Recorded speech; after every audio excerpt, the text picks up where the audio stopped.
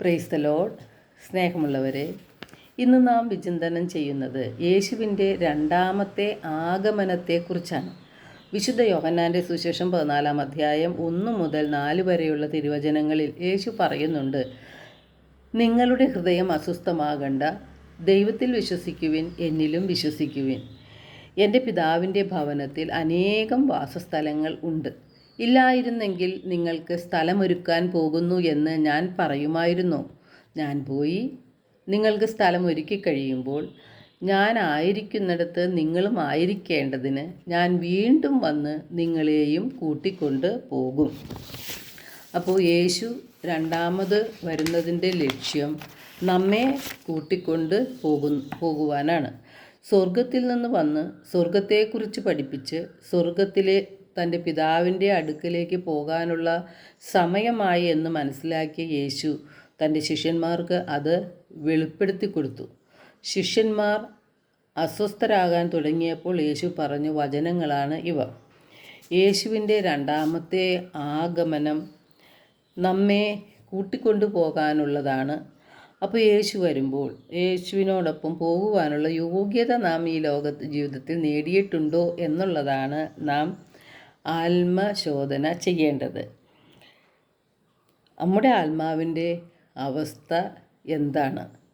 നാം ലോകം മുഴുവൻ നേടാനായിട്ട് ഓടി നടക്കുമ്പോൾ നമ്മുടെ ആത്മാവ് നശിക്കുകയാണെങ്കിൽ നമ്മുടെ ആ ഓട്ടം കൊണ്ട് യാതൊരു പ്രയോജനവും ഇല്ല. ഈ ലോകമോഹങ്ങളിൽ നാം മുഴുകി ജീവിക്കുമ്പോൾ നാം പലപ്പോഴും ആത്മാവിൻ്റെ കാര്യം മറന്നു പോവുകയാണ് ചെയ്യുന്നത്. വിശുദ്ധ മത്തായിയുടെ സുവിശേഷം 16 അധ്യായം 26 തിരുവചന ഇപ്രകാരമാണ് പറയുന്നത്, ഒരുവൻ ലോകം മുഴുവൻ നേടിയാലും അവൻ്റെ ആത്മാവിനെ അവൻ നഷ്ടപ്പെടുത്തിയാൽ അവൻ എന്ത് പ്രയോജനം? ഒരുവൻ സ്വന്തം ആത്മാവിന് പകരമായി എന്ത് കൊടുക്കും? നാം എല്ലാവരും ഭൗതിക നേട്ടങ്ങൾക്കായി പരക്കം പായുന്നു. സമ്പത്തുണ്ടാക്കുവാനും സ്ഥാനമാനങ്ങൾ നേടിയെടുക്കുവാനും ലോകത്തിൻ്റെ കയ്യടിയും അംഗീകാരവും നേടിയെടുക്കാനായിട്ടാണ് നാം നിരന്തരം പരിശ്രമിച്ചുകൊണ്ടിരിക്കുന്നത്. അപ്പോൾ ആത്മാവിനെപ്പറ്റി ചിന്തിക്കുവാനോ ആത്മാവിനെ രക്ഷിക്കുവാനോ നമുക്ക് താല്പര്യമില്ല എന്നുള്ളതാണ് സത്യം. വിശുദ്ധ മത്തായിയുടെ സുവിശേഷം 6 അധ്യായം 33 യേശു പറയുന്നുണ്ട്, നിങ്ങൾ ആദ്യം അവിടുത്തെ രാജ്യവും അവിടുത്തെ നീതിയും അന്വേഷിക്കുക, അവയോടൊപ്പം ബാക്കിയുള്ള നമുക്ക് ലഭിക്കും എന്ന്. പക്ഷേ നാം വചനങ്ങളിൽ ആഴത്തിൽ വിശ്വസിക്കുന്നില്ല, അത് പ്രാവർത്തികമാക്കുന്നുമില്ല. നശ്വരമായ അപ്പത്തിന് വേണ്ടി നാം അധ്വാനിക്കുകയാണ്.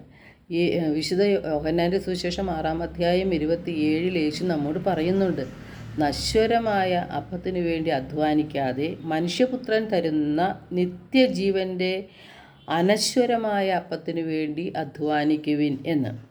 നിത്യതയിലേക്ക് നമുക്ക് പ്രവേശിക്കണമെങ്കിൽ നമ്മുടെ ആത്മാക്കളെ വിശുദ്ധിയിൽ നാം സൂക്ഷിക്കണം. നമ്മുടെ ഹൃദയത്തിൽ വെറുപ്പോ വൈരാഗ്യമോ വിദ്വേഷമോ പ്രതികാര ചിന്തയോ ക്ഷമിക്കാൻ പറ്റാത്ത അവസ്ഥയോ ഒക്കെ ഉണ്ടെങ്കിൽ നാം അശുദ്ധിയിലാണ്. ആ അശുദ്ധിയോടുകൂടി ദൈവത്തിൻ്റെ അടുക്കലേക്ക് പോകുവാൻ നമുക്ക് സാധിക്കുകയില്ല.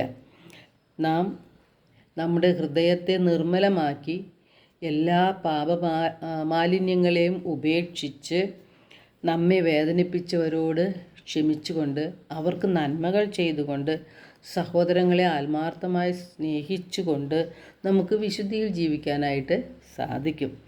വിശുദ്ധ യാക്കോബ് ശ്ലീഹ 4 അധ്യായം 5 ഇപ്രകാരമാണ് പറയുന്നത്, നമ്മിൽ നിക്ഷേപിച്ചിരിക്കുന്ന ആത്മാവിനെ ദൈവം അസൂയയോടെ അഭിലഷിക്കുന്നു എന്ന തിരുവെഴുത്ത് വൃഥ ആണെന്ന് നിങ്ങൾക്ക് തോന്നുന്നുണ്ടോ എന്ന്.